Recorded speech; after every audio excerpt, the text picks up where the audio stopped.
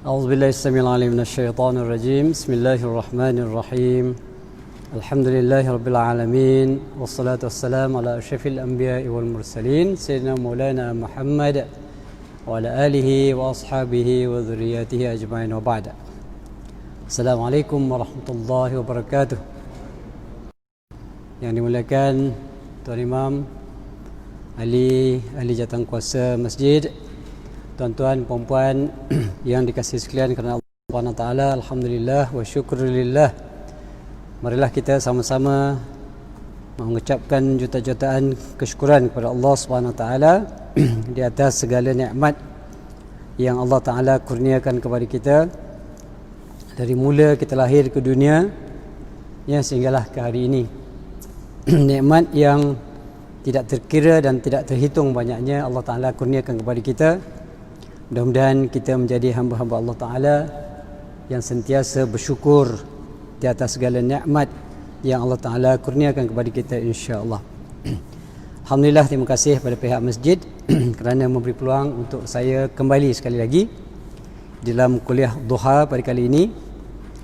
Dan pastinya tidak samalah dengan tuan guru kita, Dr. Zul Al-Bakri, yang begitu hebat ilmunya. Apapun, insya-Allah sesi kita bersama pada pagi ini diharapkan dapat juga sikit sebanyak ya untuk memberikan manfaat kepada kita bersama, insya-Allah. Tuan-tuan dan puan-puan Allah SWT, kita sambung perbincangan kita dari buku ini, Muzakkirat fi Maqasid Asy-Syariah. Ini buku dia. Ya, ada tuan imam kita, tuan ada bersama kita, insya-Allah ada bukunya. Bagi siapa yang ada buku boleh tengoklah, insya-Allah. Dalam siri-siri yang lepas kita dah cerita tentang beberapa ciri syariah.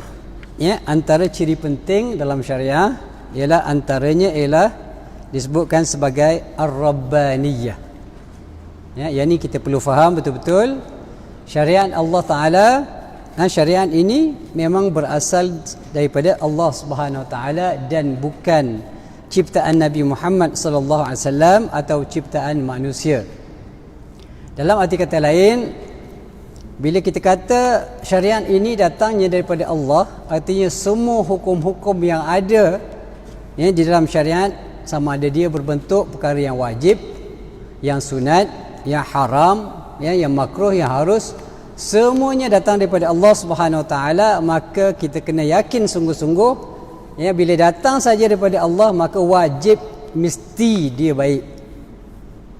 Itu yang perlu kita fahami betul-betul. Artinya kalau ada orang datang kepada kita dan cuba memperlekehkan hukum-hukum Allah, maka ketahuilah bahawa mereka itu adalah golongan-golongan yang disesatkan oleh Allah Subhanahu Wa Taala. Kerana kalau dia tak sesat, dia tidak akan mungkin akan memperlekeh, mempersenda, mempermain-mainkan hukum Allah Subhanahu Wa Taala, kerana apa saja yang datang daripada Allah adalah perfect, sempurna, tidak ada cacat celanya. Yang cacat celanya adalah manusia. Ya, yang masalahnya manusia. Hari ini kita tengok ya, ramai orang Islam yang tidak beramal dengan Islam. Namanya Islam tapi minum arak. Namanya Islam ambil dadah. Namanya Islam mencuri, merompak dan sebagainya. Maka jangan salahkan Islam. Islam itu agama yang sempurna. Yang salahnya adalah penganutnya. Kalau nak marah pun marah orang yang buat jahat lah. Ya? Undang-undang Allah itu sempurna. Tapi yang tak sempurnanya adalah manusia. Maka janganlah disebabkan kita tengok ada orang Islam tak bagus, ada orang Islam tidak berakhlak, ada orang Islam melibatkan diri dalam perkara-perkara yang haram, maka kata, oh Islam ni tak bagus, Islam ni membawa kesesatan. Tak, yang sesat itu manusia, bukannya agama Allah Subhanahu Wa Taala. Agama Allah Taala ini mesti sempurna, tidak ada cacat celanya. Itu yang pertama. Yang keduanya, ciri yang kedua ialah kita sebutkan sebagai syumuliyah. Syumuliyah artinya dia komprehensif, dia merangkumi semua benda. Seperti mana yang kita jelaskan sebelum ini, kalau ada apa pun masalah yang kita hadapi atas dunia ni, contohlah di tengah-tengah bulan macam ni kan, biasalah, faham-fahamlah kan, kadang-kadang bajet kita terhad ya, ada pula tiba-tiba ya kereta rosak pula, bajet sepatutnya sampai akhir bulan, contohlah tuan-tuan. kongsi dengan tuan-tuan, kadang-kadang saya pun ada juga masalah macam tu tengah-tengah bulan ni. Maka macam mana kita nak buat? Artinya antaranya ialah kita cari dalam Al-Quran. Al-Quran ada jalan penyelesaiannya, insya-Allah. Jalan penyelesaian tu mungkin secara langsung dan mungkin juga tidak secara langsung. Kalau kita tak ada duit, biasanya kita akan rasa tertekan, stres. Maka kembalilah kepada ayat Allah. Allah Ta'ala kata apa? Ala bizikrillahi tatma'innul qulub. Contoh, tidakkah maknanya dengan cara mengingati Allah, dengan zikir Allah itu boleh memberikan ketenangan pada jiwa. So kita perbanyakkan zikir, banyakkan selawat, banyakkan membaca Al-Quran, tapi dalam masa yang sama kena carilah duit. Janganlah zikir, doa tak kerja, tak mau datang dia. Rezeki tu kata orang tak datang, yang bulat tidak akan datang bergolek, yang pipih tak akan datang melayang. So kena usahalah.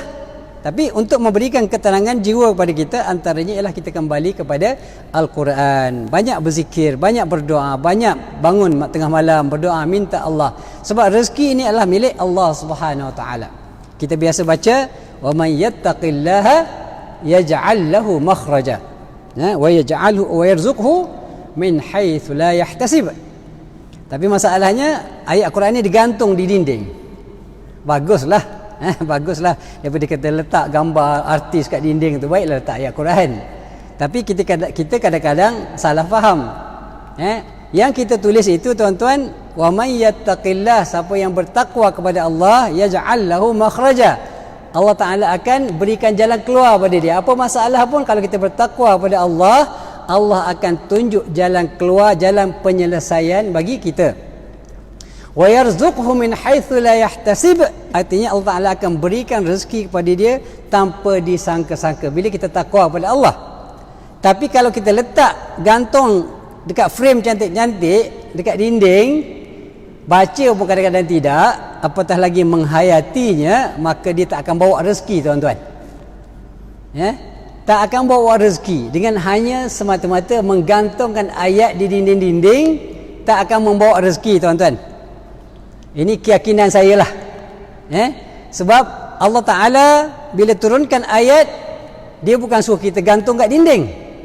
Bukan disuruh kita membuat hias-hiasan, tulis cantik-cantik tampak kat dinding. Bukan saya kata itu tak boleh. Boleh, cantik. Lebih baik daripada kita gantung orang-orang yang tidak sepatutnya digantung di situ contohnya. Tapi yang sebenarnya yang hendak disampaikan oleh Allah SWT dalam ayat ini ialah dari sudut amalinya, dari sudut praktikalnya. Maksudnya apa dia tuan-tuan? Maksudnya bila kita letak ayat itu bagus untuk kita selalu ingat. Ingat apa? Bukan ingat baca. Ingat untuk memahami dan menghayati ayat itu. Allah Ta'ala sebut dalam ayat itu, wa may yattaqillah, sesiapa yang bertakwa kepada Allah. Artinya Allah Ta'ala suruh kita bertakwa. Jadi bila kita tengok frame tu, tulisnya wa may yattaqillah, barang siapa yang bertakwa, maka kita kena bertakwalah. Itu suruhan Allah. Itu yang sebenarnya dituntut oleh Allah Taala. Maka kita kena tambahkan amal kita, kuatkan iman kita, perbanyakkan kita punya amal-amal soleh, bangun malam-malam bertahajud, baca Quran, puasa dan sebagainya. Maka barulah kita menjadi orang yang bertakwa. Bila jadi takwa, yaj'al lahu makhraja, maka Allah Taala akan berikan jalan penyelesaiannya. Itulah sepatutnya yang kita buat. Tapi kalau gantung saja, tak akan ada manfaat, kecuali dapatlah pahala insya-Allah dengan niat yang baik, maka insya-Allah dapat. Tapi kalau setakat letak untuk dapat rezeki, saya tidak percaya bahawa ianya adalah satu perkara yang praktikal. Kenapa? Kerana tak ada satu benda pun yang datang ni di atas dunia ni Allah Taala buat tanpa ada usaha yang kita lakukan. Walaupun adalah kes-kes tertentu kita duduk saja-saja diam-diam, tiba-tiba ada orang datang ulur duit, ada tanpa ada usaha kita. Itu memang rezeki Allah Ta'ala. Tapi pada kebiasaannya, kalau kita tak berusaha, kita berdoa saja duduk kat rumah, biasanya tak berasaklah dapur kita. Memang kena keluar, memang kena bekerja, kena usaha, barulah Allah Ta'ala berikan sesuatu kepada kita. Jadi itu kefahaman yang perlu kita perbaiki. Baik. Jadi seperti mana yang saya jelaskan tadi, bahawa apa saja masalah yang kita hadapi atas dunia ini, maka kembalilah kepada Al-Quran. Dan saya jelaskan juga bahawa membaca Al-Quran saja tak cukup. Baca Quran saja tak cukup, hafal Quran saja tak cukup, jadi al-hafiz saja tak cukup. Tapi bukan saya kata tak bagus jadi al-hafiz. Al-hafiz itu sangat bagus, Di dalam dadanya ada 30 juzuk Al-Quran. Alhamdulillah, berbahagialah ibu bapa yang ada anak-anak yang menghafal Quran. Kita ucapkan tahniah, syabas kepada mereka. Kerana boleh didik anak, boleh bagi motivasi pada anak-anak untuk baca dan hafal Al-Quran, dan itu satu anugerah Allah SWT. Bukan senang tuan-tuan, bukan senang nak hafal Quran. Kadang-kadang menghafal tu mungkin senang, tapi nak mengingat dia tu lah sangat payah. Saya dulu masa dekat Mesir diwajibkan, masa tahun 1 diwajibkan hafal 7 juzuk Al-Quran di kuliah syariah di Al-Azhar. Tahun 2 7 juzuk, dan sepatutnya bila habis 4 tahun habislah 30 juzuk. Tapi tuan-tuan, kita dulu-dululah ceritanya kan. Hafal Quran kenapa? Kerana dia adalah salah satu daripada subjek wajib lulus. Ada kawan 7-8 tahun tuan-tuan, tak balik-balik daripada Mesir. Kenapa? Kerana sangkut dekat Al-Quran. Quran ni payah tuan-tuan. Apatah lagi kalau kita dah semakin tua ni, Allahu Akbar, payahnya nak menghafal. Ya, ingat Fatihah lah, alhamdulillah tak lupalah. Qul huwallah, Fatihah qul huwallah, itulah kali kita baca dalam sembahyang. Jadi nak hafal ni sangat payah. Jadi bila hafal dah lulus puasa, wassalam. Sekarang kalau nak hafal balik pun tuan-tuan, Allah, susahnya. Jadi Quran ni sangat payah. Jadi bersyukurlah, tahniah kepada ibu bapa yang ada anak-anaknya yang hafal Quran, alhamdulillah. Cuma jangan berhenti di situ. Jangan berhenti di situ, kerana menghafaz Al-Quran saja tidak boleh membentuk akhlak anak-anak kita. Tidak boleh membentuk akhlak anak-anak kita. Kalaupun dibentuk akhlak kita bukan melalui pembacaan Al-Quran, tetapi mungkin tarbiyah, pendidikan yang dibuat di tempat tahfiz itu yang menyebabkan dia jadi baik. Tapi setakat baca Quran, hafaz Quran, dia tidak automatik tuan-tuan. Dia tidak automatik bila baca Quran jadi baik. Tak. Bila hafal Quran jadi baik automatik? Tak. Tidak tuan-tuan. Sebab baca Quran ini macam contoh yang selalu kita buat, ibaratnya ada kita dapat surat. Kita dapat surat yang bertulis dalam bahasa yang tidak kita fahami. Surat tu bagi tahu, tuan hendaklah pergi ke bank sekian-sekian, alamat sekian-sekian, di sana ada duit 100,000 untuk tuan. Kita pun hafal dalam bahasa yang tak faham, dan kita pun tak faham, tapi kita boleh baca lah. Boleh baca tapi tak faham langsung. Kita pun baca, hafal, lancar betul.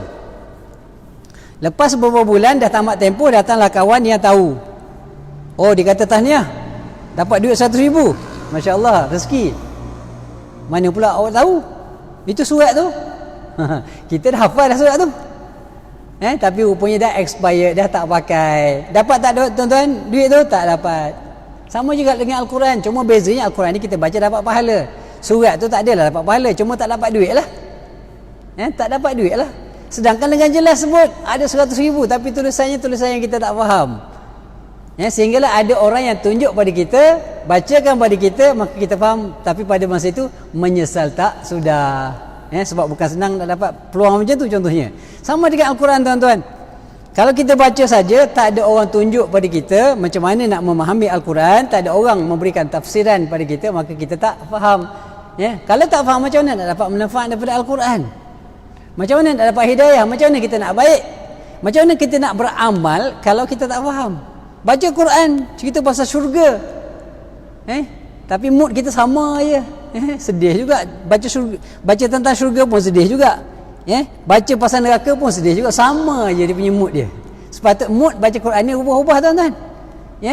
Bila kita baca pasal syurga tu, sepatutnya kita Allahu Akbar, senyum, Allah, ya Allah, ini cantiknya Allah, Allahu Akbar, Masya Allah.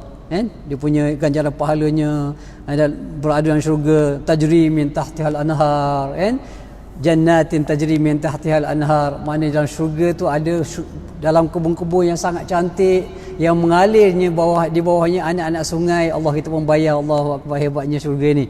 Tapi kalau kita tak faham, nak bayang apa benda? Sebab itulah tuan-tuan, Ya, kita kena faham. Al-Quran ni kena faham. Macam-macam mana kena usaha. Kalaupun tak faham keseluruhannya, memanglah kalau kita tak mengaji, saya sendiri pun tak faham 100% Al-Quran ni tuan-tuan. Walaupun dah belajar bahasa Arab ni dah lama, dah berpuluh tahun tuan-tuan. Ya, masih lagi sangkut banyak lagi benda-benda kita tak faham. Ilmu Allah Ta'ala ni sangat luas. Ya, terjemahan satu hal, tafsiran dia satu hal. Jauh lagi tuan-tuan. Ya, jadi kalau kita peringkat awal pun tak lepas, peringkat awal lepaslah baca. Alhamdulillah kita dah baca Quran. Bulan puasa kita baca juzuk, habis 30 juzuk, alhamdulillah. Lepaslah peringkat awal. Tapi dapat pahala je lah. Ya? Kita nak manfaat yang besar daripada Al-Quran itu. So nak kena manfaat, nak dapat manfaat, kena wajib kita apa? Wajib kita faham.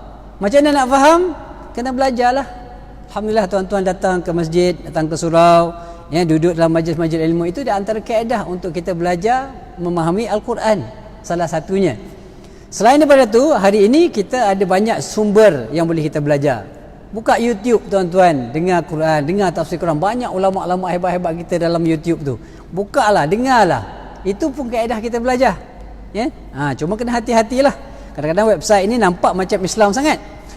Tapi rupanya daripada Syiah lah, daripada orang Yahudi lah, yang cuba nak menyesatkan kita. Hati-hati je lah. Tapi nak ceritanya kat sini bahawa peluang kita mempelajari Al-Quran itu sangat luas. Ya? Jadi anak-anak kita yang dah hafiz tu, maka kita kena tingkatkan ilmu dia supaya dapat memberi manfaat yang lebih besar kepada masyarakat. Kalau dia hafal Quran setakat jadi imam, baguslah. Tapi patutnya dah jadi imam, bolehlah bagi kuliah, bolehlah bagi tazkirah sekurang-kurangnya, ambil ayat-ayat yang dia hafal. Okey, lepas itu kelebihan dia tuan-tuan. Saya sangat kagum dengan orang yang hafal Quran ni, kalau dia ada ilmu yang tinggi, subhanallah. Dia cerita-cerita, ada je apa-apa benda tak bawa Quran.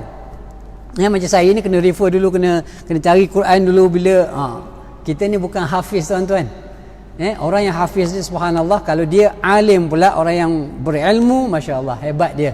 Hebat dia kerana dia dapat memanfaatkan ilmu yang Allah Ta'ala berikan pada dia dan boleh memanfaatkan orang lain juga. Baik. Jadi berbalik kepada apa yang kita sebutkan tadi, bahawa dalam Islam ni apa saja masalah yang kita ada, confirm ada jalan penyelesaiannya. Pergilah cari, akan jumpa. Sebab itulah kita tengok hari ni yang banyak mengkaji Al-Quran kadang-kadang bukan orang Islam tuan-tuan. Yang mengkaji Al-Quran banyaknya orang yang bukan Islam. Dia belajar daripada Al-Quran. Inovasi-inovasi terkini pun kadang-kadang banyak daripada Al-Quran. Kita cuma baca dapat pahala. Yang maju siapa dia? Yang maju orang-orang yang mengkaji Al-Quran. Kita ni tak kaji tuan-tuan. Kita ni baca je. Baca pun sekali-sekala. Bukan seumur kata orang. Jadi kalau kita boleh kaji, banyak benda-benda yang kita boleh kaji. Banyak berkaitan dengan sains pun ada dalam Quran, berkaitan kemasyarakatan ada, bagaimana nak mentadbir semua ke ekonomi, ibadah, akidah tu memang itu asas lah. Tapi semuanya ada di dalam Al-Quran. Baik, seterusnya ini seterusnya apa dia? Ciri-ciri Islam yang ketiga ialah alamiyah, artinya universal. Dia boleh dipakai seluruh dunia. Dia boleh dipakai di merata tempat. Dia boleh dipakai untuk seluruh umat manusia, tak kira di mana mereka berada, tak kira zaman mana. Tak kira zaman mana. Kita sambung daripada apa yang kita berhenti hari itu. Allah SWT berfirman dalam konteks alamiyah ini ataupun universal ini, awalam yanzuru fi malakutis samawati wal ard wama khalaqallahu min syai' wa an asa an yakuna qad iqtaraba ajaluhum fa bi ayyi haditsin ba'dahu yu'minun. Okey. Jadi dalam ayat ini Allah SWT menyebutkan bahawa tidakkah mereka melihat? Ini perlunya ada tafsir tuan-tuan. Kalau kita baca terjemahan dia, awalam yanzur, tidaklah mereka melihat. Kita pun tertanya-tanya, mereka tu siapa dia? Kita tak tahu tuan-tuan. Kalau baca setakat terjemahan, kita tak tahu apa yang dimaksudkan oleh Allah Subhanahu Wa Taala dalam ayat ini. Sebab itulah kita kena tafsir, tak cukup. Sebab tu saya kata peringkat-peringkatnya. Peringkat pertama kita baca, belajar membaca. Dah baca, alhamdulillah kita cuba faham. Itu peringkat yang kedua. Faham, alhamdulillah faham. Perkataan-perkataan dia faham. Tapi peringkat yang ketiga, yang lebih tinggi lagi dia punya peringkatnya ialah tafsir. Saya sendiri pun kalau baca terjemahan dia, saya tak faham. Awalam yanzuru, perkataan tu fahamlah. Yang zuru ni siapa ni? Tidakkah mereka itu melihat? Mereka siapa dia? Bila tengok tafsir, pada di antaranya Ibn Kathir menyebutkan awalam yang zuru. Yang zuru adalah mereka yang yang tidak beriman kepada Allah Ta'ala, mereka yang kufur kepada Allah Ta'ala. Tidakkah orang-orang yang kufur kepada Allah Ta'ala itu melihat apa yang ada di langit dan bumi, dan apa yang Allah Ta'ala cipta di atas muka bumi ini, dan sesungguhnya ajal mereka itu sudah hampir. Artinya ini amaran Allah SWT kepada mereka yang tak percaya kepada ayat-ayat Allah, bahawa kamu ni di atas dunia, walaupun kamu sombong, walaupun kamu tidak dengar apa yang diperintahkan oleh Allah Ta'ala, langgar perintah-perintah Allah Ta'ala, buat benda-benda haram, melakukan kekufuran pada Allah Ta'ala, ketahuilah bahawa ajal kamu tetap panjang.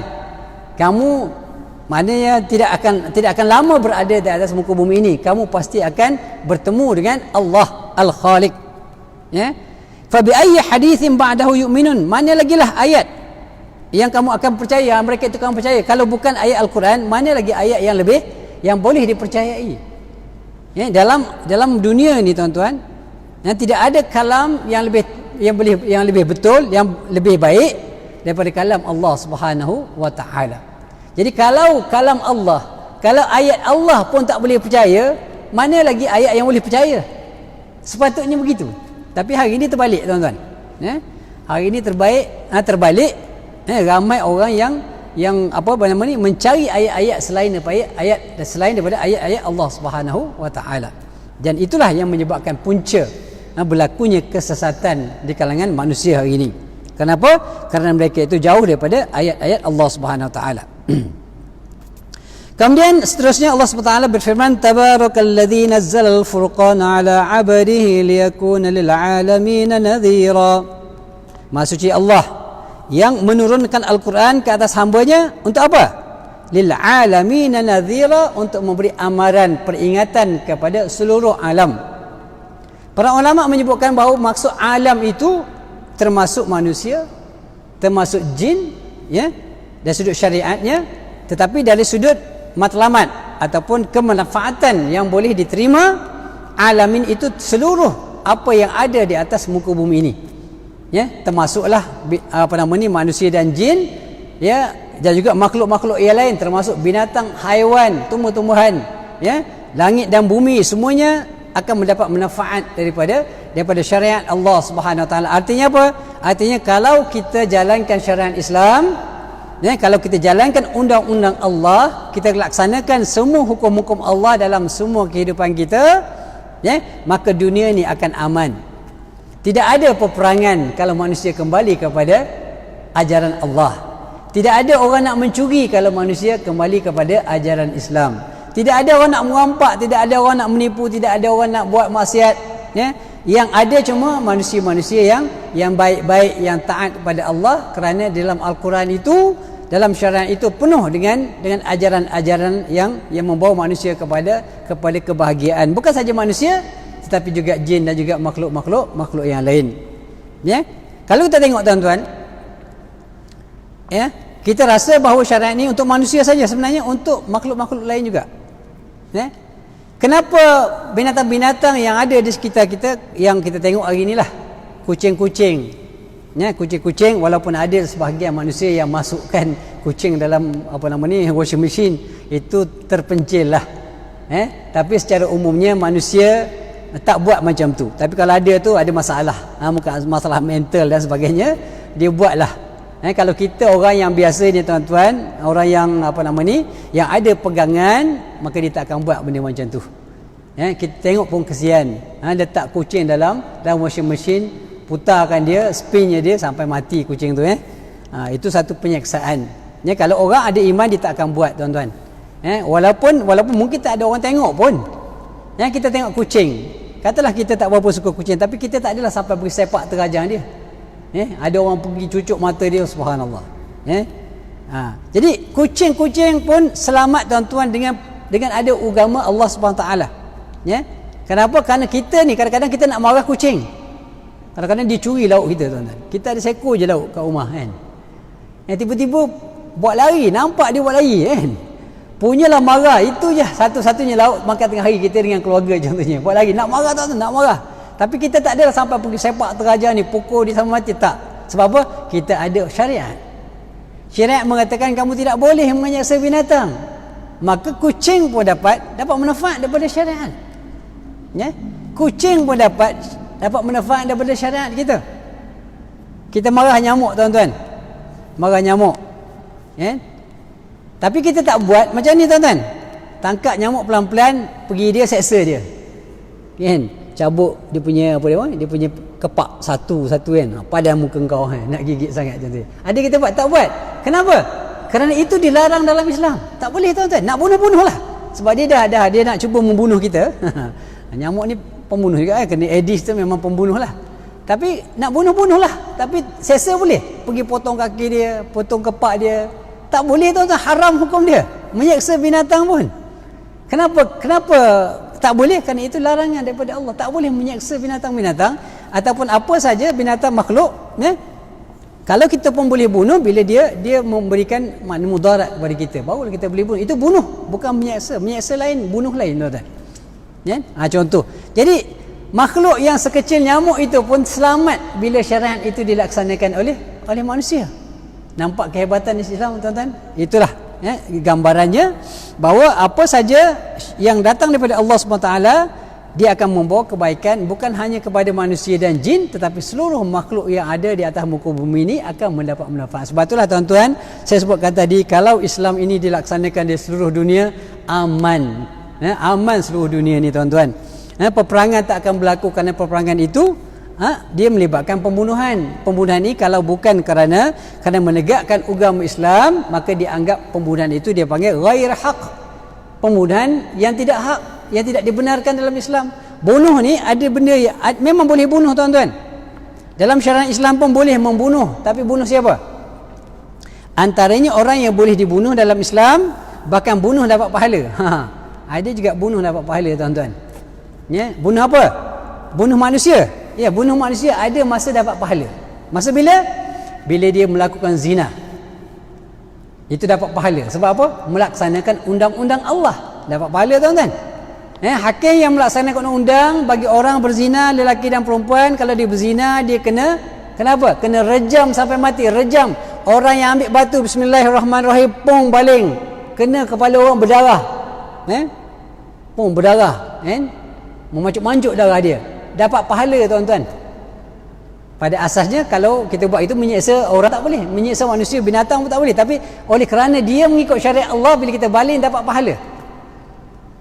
Mati dia, kita yang menyebabkan kematian orang yang berzina tadi, kita akan dapat pahala sebab kita buat melakukan sesuatu yang disyariatkan oleh Allah Ta'ala. Bunuh pun dapat pahala tuan-tuan. Apalagi bunuh yang dibolehkan, orang yang murtad. Nabi kata man baddala dinahu faqtuluh.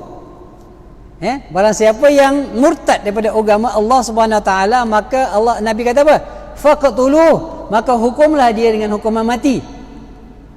Pancung dia orang yang murtad ini. Kenapa?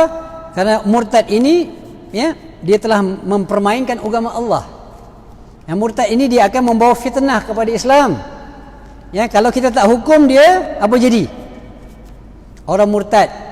Hari ini tuan-tuan, dalam undang-undang yang ada di dalam negara kita, tidak ada hukuman sebenarnya untuk orang murtad setakat ini. Bahkan tidak ada pun undang-undang yang menyatakan sesiapa yang murtad maka dia kenakan hukuman. Tak ada tuan-tuan. Kalau pergi mana-mana negeri pun dalam Malaysia ini, tidak ada undang-undang khusus untuk orang murtad. Yang ada cuma kalau seorang tu murtad nak keluar dari Islam, dia kena membuat pendaftaran, dia buat permohonan. Itu sahaja. Sebab itulah di antaranya kenapa hari ini murtad ini dia menjadi berluasa. Sebab orang tak takut. Tidak ada undang-undang yang menyekat mereka jadi murtad. Sebab itulah adalah sangat bagus bagi mereka, maknanya khususnya bagi pihak mana-mana mahkamah-mahkamah syariah dan sebagainya yang ada untuk menggobal undang-undang yang menyekat sebenarnya orang-orang yang nak keluar Islam. Kalau dalam Islam kita ada hukuman bunuh bagi orang yang murtad, sebab dia akan jadi fitnah kepada orang lain. Macam mana fitnah tuan-tuan? Kalau orang murtad kemudian tak kenakan apa-apa hukuman, maka orang sebebas-bebasnya boleh murtad bila-bila masa. Jadi bila terlalu bebas, maka siapa-siapa murtad pun tak kisah.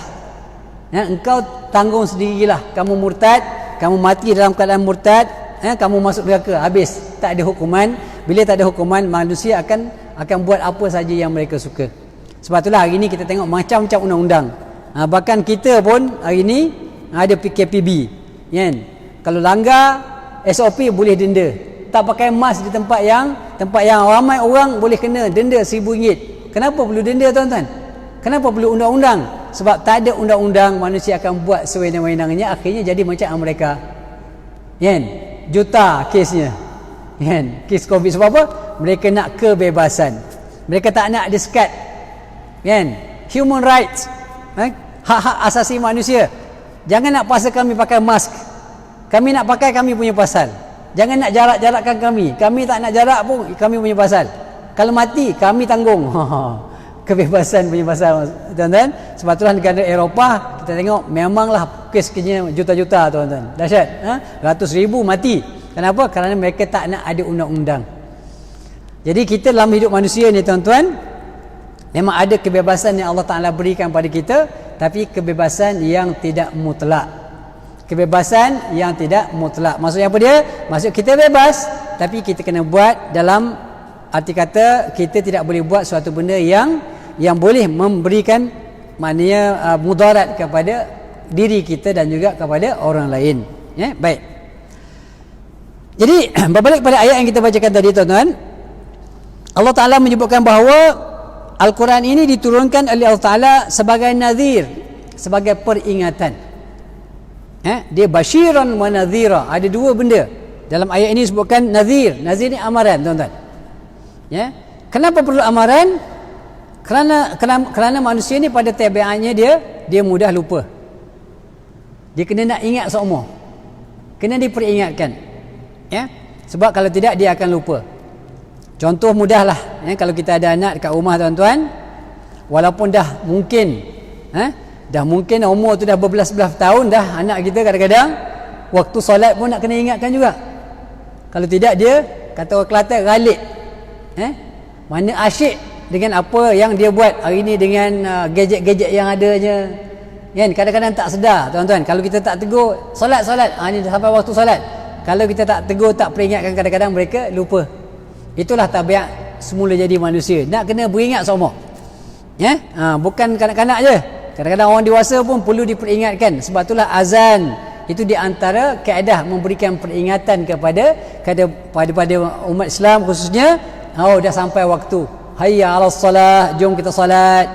Maka adalah ramai orang yang menyahut seruan itu, tapi ada juga orang yang buat-buat tak dengar. Tapi akhir yang pentingnya peringatan tu sentiasa ada. Jadi dalam Quran ni penuh dengan peringatan. Allah Ta'ala beri peringatan, kalau kamu buat demikian, maka inilah balasannya. Kalau barang siapa yang kufur kepada Allah Ta'ala, maka azab dia nar jahannam. Contohnya peringatan demi peringatan demi peringatan, bukan sekali, bukan dua kali, berkali-kali Allah Ta'ala sebut. Kenapa? Kerana manusia ni kadang-kadang dia mudah lupa. Jadi peringatan demi peringatan. Jadi kalau kita baca Al-Quran, kita tak faham, tak akan dapat peringatan tersebut. Sebab itulah sekali lagi saya sebutkan, kita perlu baca dan cuba fahami. Jadi di antara wa min mazahir alimiyatil Islam, ini tanda-tanda dia. Kita katakan bahawa Islam ini satu agama, satu syariat yang boleh dilaksanakan seluruh dunia. Bukan hanya di tempat-tempat tertentu saja, bukan hanya di Malaysia, bukan hanya negara-negara Arab. Walaupun ramai orang kata hukum Islam ini sesuai tempat negara Arab, sesuai zaman dulu-dulu je. Zaman unta sesuai, zaman sekarang dah tak sesuai. Ramai orang cakap macam tu, tuan-tuan. Mempermainkan hukum Islam, sedangkan hukum Islam ni sebenarnya satu hukum yang boleh dilaksanakan untuk seluruh umat manusia tanpa kira masa dan zaman. Di mana saja mereka berada, mereka boleh melaksanakan syariat Islam ini. Jadi di antara tanda dia, apa tanda dia? Kalau orang kata, betul ke? Betul ke Islam ni boleh dilaksanakan di semua tempat, di seluruh negara? Apa dalilnya? Apa buktinya? Tuan-tuan boleh bagi dalil ni. Dalilnya ialah khatmur risalat. Khatmur risalat artinya risalah Nabi sallallahu alaihi wasallam, risalah Islam yang dibawa oleh Nabi sallallahu alaihi wasallam itu merupakan risalah penutup ataupun risalah yang mana datang untuk menghapuskan atau untuk menasahkan semua risalah-risalah ataupun undang-undang ataupun ajaran-ajaran yang dibawa oleh nabi-nabi yang terdahulu. Okey, itu tanda ataupun itu bukti bahawa Islam ini adalah agama yang boleh dilaksanakan untuk seluruh umat manusia tanpa mengira kaum. Kenapa kita faham tuan-tuan? Kalau zaman dulu, zaman Nabi Musa contohnya, Nabi Musa diutuskan dengan kitab Taurat. Nabi Musa untuk kaum Bani Israel sahaja. Begitu juga Nabi Isa alaihissalam, Nabi Daud dengan Zabur. Baginda sallallahu alaihi wasallam hanya diutuskan untuk kaum tersebut. Tapi bila sampai zaman Nabi Muhammad sallallahu alaihi wasallam, sebab itulah Allah Subhanahu wa taala menyebutkan dalam Al-Quran, "Wa ma arsalnaka illa rahmatan lil alamin." Rahmat untuk seluruh alam. Seluruh alam itu artinya seluruh dunia.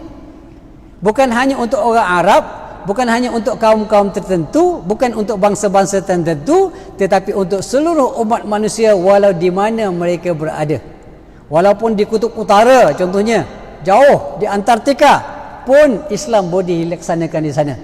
Nah, di Amerika boleh laksanakan Islam. Di mana-mana negara seluruh dunia ini Islam boleh dilaksanakan dan dia tetap sesuai dilaksanakan di mana saja. Sebab bila datangnya Islam, semua agama-agama yang terdahulu terbatal dengan sendirinya. Tak boleh lagi orang kata, saya tak naklah ikut syariat Nabi. Saya nak ikut syariat Nabi Musa. Saya ada kitab original daripada kitab Taurat. Saya boleh baca, saya boleh faham, saya boleh amalkan. Tak boleh tuan-tuan. Tak boleh dah. Terbatal.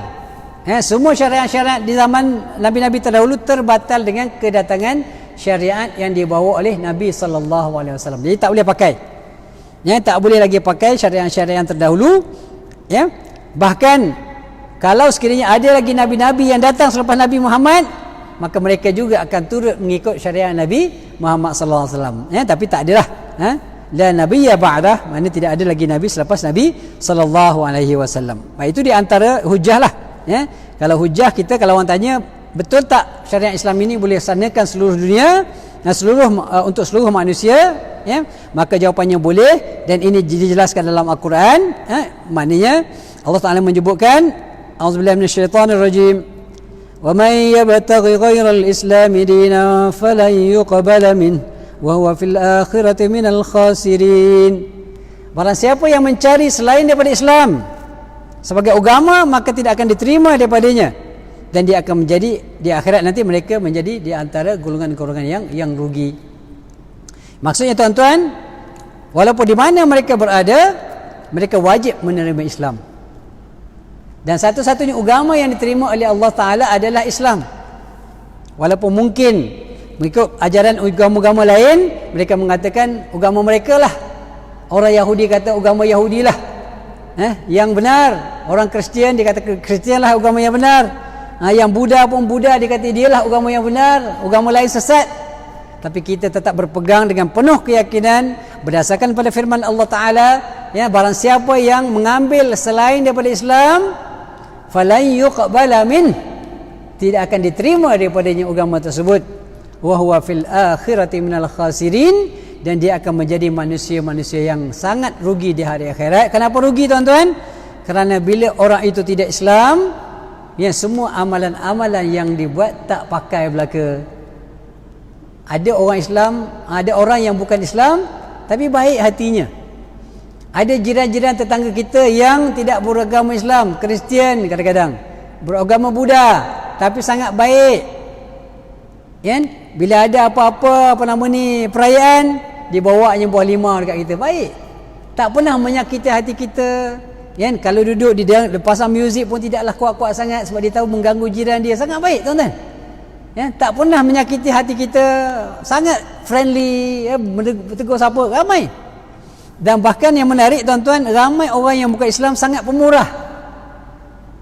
Dulu semasa berlakunya tsunami di Aceh tuan-tuan, kalau tuan-tuan pernah dengar nama Michael Schumacher, biasa dengar kan?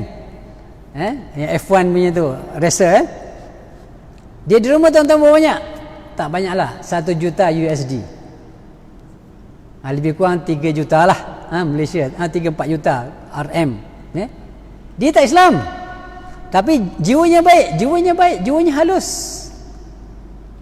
Tetapi oleh kerana dia bukan Islam, Oleh kerana akidahnya bercanggah dengan akidah Islam, kepercayaannya tidak bertepatan dengan akidah Islam, maka fahuwa fil akhirati minal khasirin, dia tetap berada di kalangan orang-orang yang rugi. Sebab apa? Sebab segala amalan-amalan yang dilakukan oleh orang yang bukan Islam semuanya ditolak oleh Allah Subhanahu wa taala. Ya. Sebab itulah rugi. Buat amal banyak, buat kebaikan banyak, menderma banyak, ya, membantu orang-orang miskin ramai, juta-juta.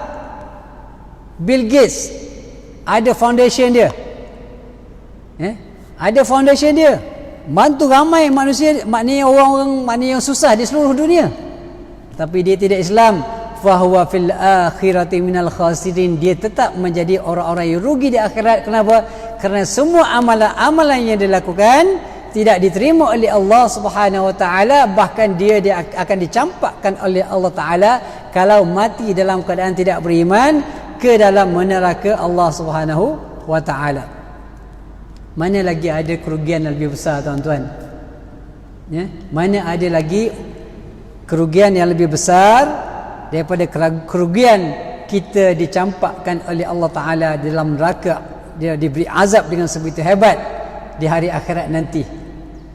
Ya, tidak adalah kerugian yang lebih besar daripada itu. Sebab tu Allah Taala sebutkan fahuwa fil akhirati minal khasirin, orang-orang yang begini walaupun mungkin hebat pada pandangan manusia, walaupun banyak melakukan kebaikan-kebaikan, tapi oleh kerana asasnya tidak ada, akidahnya tidak ada, maka segalanya menjadi sia-sia. Jadi sebab itulah kita menyeru kepada sahabat-sahabat kita, ya, yang tidak Islam, yang belum Islam, marilah kita sama-sama menghayati, mempelajari, memahami Al-Quran. Dan sahabat-sahabat yang ada di luar sana, kongsilah Islam ini dengan seramai mungkin sahabat-sahabat kita, dengan penuh kasih sayang, sebarkan Islam, tunjukkan akhlak Islam kepada mereka, tunjukkan keindahan akhlak-akhlak Islam kepada mereka-mereka yang tidak beriman, supaya mereka tertarik dengan Islam, supaya mereka berminat untuk mempelajari Islam. Janganlah berkasar dengan mereka. Janganlah bila jumpa orang tak Islam, oh kamu ni kafir, kamu ni confirm masuk neraka. Tak boleh, tuan-tuan. Ya, tak boleh. Sebab apa? Sebab syurga neraka ni bukan kita yang menentukan. Walaupun dia memang kafir sekarang, walaupun mereka tidak beriman sekarang, bahkan mereka mungkin menentang Islam sekarang, apa hak kita untuk mengatakan, oh kamu ni confirm masuk neraka? Apa hak kita? Tidak ada hak, tuan-tuan. Hak yang menentukan sama ada masuk syurga neraka ni hak Allah, hak mutlak Allah Subhanahu wa ta'ala, bukan hak kita. Kita sendiri pun tak tahu lagi, tuan-tuan. Ya, kita sendiri pun tak tahu ke mana arah kita, di mana tempat kita tinggal bila kita mati. Kenapa? Tahu tak kita amalan-amalan kita ni confirm diterima oleh Allah Taala? Adakah ada orang boleh cakap, oh saya confirm Allah Taala terima amalan saya? Tak ada, tuan-tuan. Solat kita confirm Allah Ta'ala terima? Wallahu alam. Tapi kita berharaplah, kita merayu dengan Allah, ya Allah, ya, aku ni tak ada banyak amalan aku banyak kekurangan dia. Solat pun kadang-kadang tak khusyuk, solat pun kadang-kadang di hujung-hujung waktu, solat pun kadang-kadang qada, kan? Jadi jangan mudah kita nak menghukum orang lain walaupun dia zahirnya kafir, tapi kita tidak tahu apakah penghujung kehidupan dia. Ramai orang yang disebutkan dalam hadis Nabi sallallahu alaihi wasallam, ramai manusia yang beramal dengan amal-amal ahli syurga sepanjang hayatnya, tetapi akhirnya di hujung kehidupannya Allah Taala ubah hatinya dan beramal dengan ahli-ahli neraka, dengan amalan ahli neraka, maka akhirnya dia masuk neraka, tuan-tuan. Banyak kes macam ni. Ya, banyak juga kita dengar kes macam mana guru-guru agama, para ustaz, para pendakwah akhirnya jadi Kristian, tuan-tuan. Waliyazubillah. Boleh berlaku, tuan-tuan. Hidayah ini adalah milik Allah Subhanahu wa taala, yahdi man yasha. Ya, Allah Taala boleh beri hidayah dan boleh menarik balik hidayah itu daripada siapa yang dia suka. Sebab itulah kita hidup dalam Islam ini, tuan-tuan, adalah satu anugerah Allah. Dan kita kena sayang betul Islam kita. Kita kena hargai betul Islam yang ada pada diri kita, kerana itu anugerah Allah. Bila kita sebut anugerah ni, tuan-tuan, dia tidak tetap. Pemberian, dia boleh bagi, dia boleh ambil balik, sebab hak mutlak adalah milik Allah Subhanahu wa taala. Dan ramai juga Nabi sebut dalam hadis, manusia yang beramal dengan ahli neraka. Daripada muda sampai tua, sampai umur 50, 60, 70 tahun maksiat saja. Macam-macam maksiat dia buat. Bunuh orang pun pernah. Minum arak tu dah biasa, zina tu dah amalan biasa harian dia. Contohnya. Tapi akhir-akhirnya Allah Ta'ala campak dalam hati dia keimanan. Di hujung hayatnya, maka dia beramal dengan amal orang yang beriman, lantas Allah Ta'ala masukkan dia dalam syurga. Allahu Akbar. Jadi tuan-tuan, jadi untuk kita tarik orang-orang yang bukan Islam, supaya cinta ataupun suka ataupun setidak-tidaknya tidak melawan Islam, tidak melihat Islam ini sebagai satu perkara, memusuhi Islam. Paling tidak kita nak supaya orang-orang Islam yang ada dekat Malaysia ni khususnya tak melihat Islam itu sebagai musuh, tidak melihat umat Islam itu sebagai musuh mereka sekurang-kurangnya. Bila mereka tak tengok kita sebagai musuh, maka kita mudah nak mendekati mereka. Tapi kalau kita perangai kita kasar dengan orang yang bukan Islam, maka mereka melihat kita adalah sebagai musuh. Bila dia nampak kita macam musuh, kita tak boleh dekat dengan dia. Dekat je lagi. Tapi kalau kita lebih mudah untuk menyampaikan dakwah kepada mereka. Jadi sebab itulah hari ini kenapa ramai orang-orang yang bukan Islam tak masuk Islam di Malaysia? Kenapa ramai? Kenapa tak ramai orang-orang yang Cina contohnya, orang Cina, orang berbangsa Cina tak ramai masuk Islam di Malaysia? Bahkan ramai sebenarnya orang masuk Islam di luar negara. Di Amerika, UK, dekat UK contohnya, ataupun negara-negara luar. Di Europe ramai orang masuk Islam, lebih ramai sebenarnya berbanding orang-orang yang tidak Islam berada di negara Islam. Kenapa tuan-tuan? Di antara puncanya berdasarkan kepada kajian yang dibuat, antaranya ialah kerana umat Islam itu gagal menunjukkan contoh yang terbaik sebagai seorang Islam. Sebab tu ada orang yang masuk Islam bukan semasa berada dalam negara Islam, tapi bila berada di negara luar yang bukan Islam, sebab dia nampak nilai-nilai Islam tu ada di sana. Jadi kita hari ni tuan-tuan, kalau orang nak masuk Islam datang ke Malaysia, tak nampak sangat Islam dia. Tengok paling mudah lah, yang banyak berkelahi siapa dia tuan-tuan? Orang Islam. Kalau kita tengok negara kita dengan politik yang ada lah, berkelahi je hari-hari, macam tak ada jalan penyelesaian. Jadi orang yang tak Islam pun dia kata macam mana orang Islam ni. Contoh mudah lah, contoh mudah. Contoh. Jadi kalau tengok benda lain, ekonomi kita lemah tuan-tuan. Sedangkan orang Islam tu sepatutnya ekonomi jadi hebat. Sepatutnya kita yang menguasai ekonomi negara. Sebab negara Malaysia adalah milik kita. Kita yang asal usulnya rakyat Malaysia adalah di Malaysia ni. Sepatutnya kita menguasai semua sektor ekonomi. Pertanian sepatutnya kita kontrol. Contohnya. Sepatutnya, tapi kita lemah. Pendidikan kita juga ketinggalan tuan-tuan. Banyak ketinggalan kita ni. Jadi kalau orang-orang yang bukan Islam nak melihat kehebatan Islam, dia tak nampak tuan-tuan. Dia tak nampak dengan akhlaknya. Yang kes dadah siapa tuan-tuan? Banyak orang Islam. Kes buang anak siapa dia tuan-tuan? Orang Islam juga. Jadi ini di antara, mengikut kajian, ini di antara sebab. Selain daripada hidayah Allah Ta'ala lah. Kalau Allah Ta'ala nak bagi hidayah tu boleh je. Tapi nak ceritanya apa yang dibuat, biasa Allah Ta'ala melakukan sesuatu perkara berdasarkan pada undang-undang dia. Jadi sebab itulah satu perkara yang perlu kita muhasabah diri kita tuan-tuan. Kita perlu menjadi umat Islam yang boleh menjadi contoh tauladan kepada orang bukan Islam. Itu di antara kaedah untuk menarik mereka. Dia nampak hebat Islam, akhlak bagus, ekonomi bagus, dalam pentadbiran bagus, segala-galanya bagus, barulah nampak keindahan Islam. Jadi kita perlu mendidik anak-anak kita, perlu mentarbiah anak-anak kita supaya menjadi anak-anak yang hebat. Supaya dengan kehebatan itulah akan menonjolkan kehebatan Islam itu dan boleh menarik orang-orang yang bukan Islam supaya lebih dekat kepada Islam. Baik tuan-tuan yang dirahmati Allah Subhanahu taala, itu ciri yang keempat. Ciri yang ketiga, alamiyah, artinya kita kena yakin sesungguh-sungguhnya bahawa Islam itu, syariat Islam itu boleh dilaksanakan. Cuma kaedah nak laksanakan macam mana, itu lain ceritalah. Itu bab lain pula lah tuan-tuan.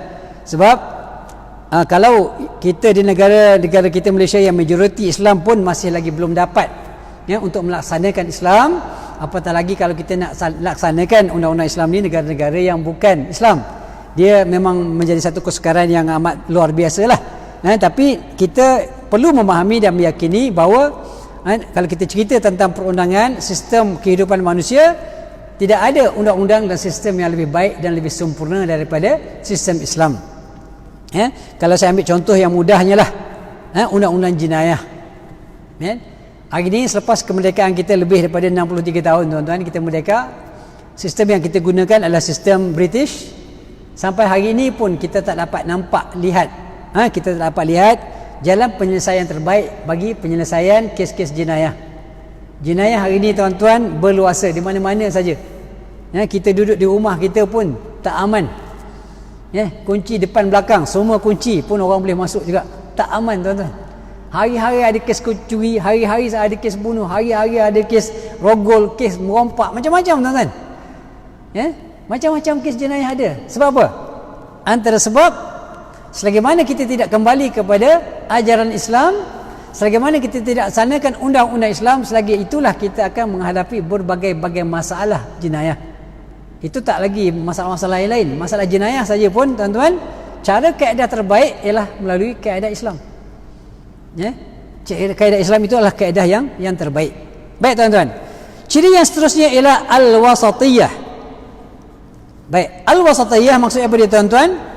Disebutkan di dalam buku ini, al-muradu bil wasatiyah wal adl wal fadl wal khairiyah wat tawazun.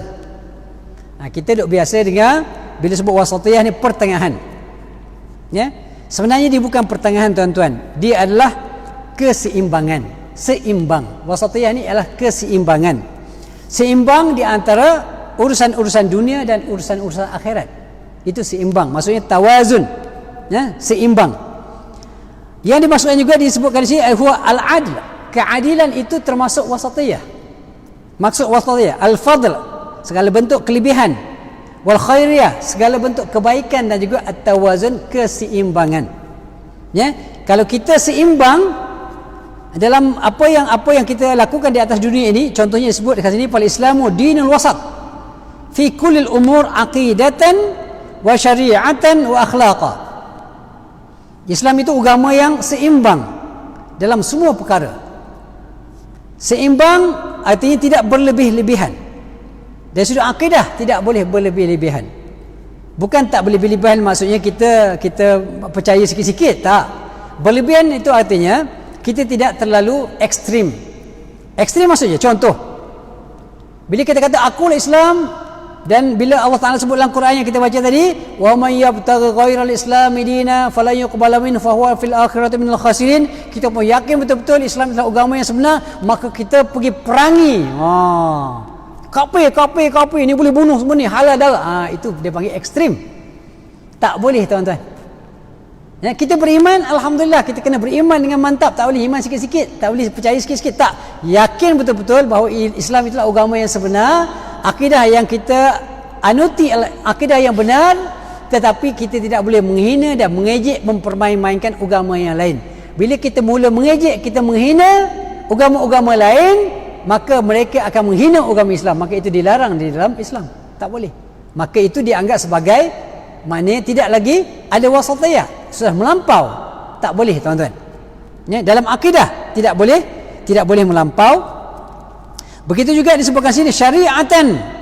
Dalam syariat juga tidak boleh melampau. Sebagai contohlah, kita tahu bahawa dalam Islam melaksanakan undang-undang Islam adalah wajib.